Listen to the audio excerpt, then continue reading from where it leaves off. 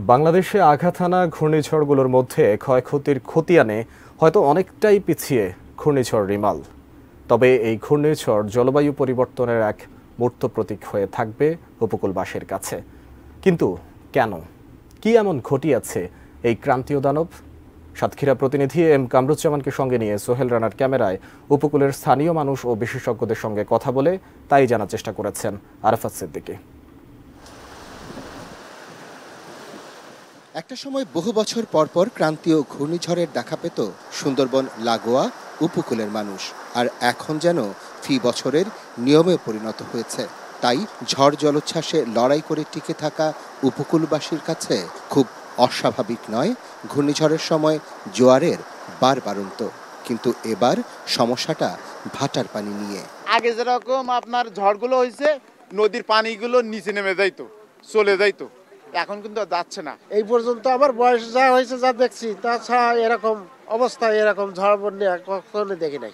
অনেক জায়গায় হচ্ছে চর জেগে গেছে, যখন স্বাভাবিক ভাটা নামে তখন অনেক পানি চলে যায়। বেশি বাতাস থাকলে তখন হচ্ছে দেখা যাচ্ছে যে পানি নামতে চায় না।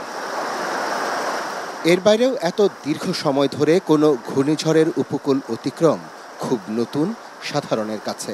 ঘূর্ণিঝড় রিমালের কারণে টানা বর্ষণে তৈরি হয়েছে জলাবদ্ধতা।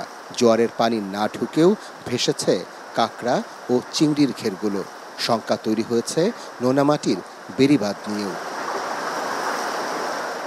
উপকূলের সমস্যা সম্ভাবনা নিয়ে যারা দীর্ঘদিন ধরে কাজ করছেন তাদের কাছেই জানতে চাওয়া, কেন এমন অদ্ভুত আচরণে মেতেছে উপকূলের প্রকৃতি।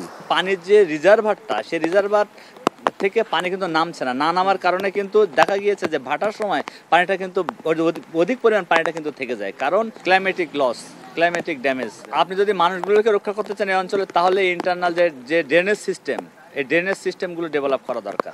ঘূর্ণিঝড়ের পর স্বাভাবিক জোয়ারের পানিও এখন আতঙ্ক উপকূলবাসীর কাছে, কেননা উপকূলে ঘূর্ণিঝড় রিমাল আছড়ে পড়ার প্রায় 24 ঘন্টা পরেও নদী খালের এমন ফুঁসে ওঠা রূপ খুব কমই দেখেছেন তারা। ঘূর্ণিঝড়ের জোয়ারে ভাসবে উপকূল, এটি উপকূলের জন্য স্বাভাবিক ঘটনা। তবে এত দীর্ঘ সময় ধরে জোয়ার থাকবে, ভাটার পানি নামবে না, এটি উপকূলবাসীর কাছে একেবারেই অপরিচিত। তাই উপকূলের মানুষ মনে করছে অস্বাভাবিক এই ঘটনার জন্য দায়ী জলবায়ু পরিবর্তন। Arafat Siddiqui, ATN news, Shyamnagar, Satkhira.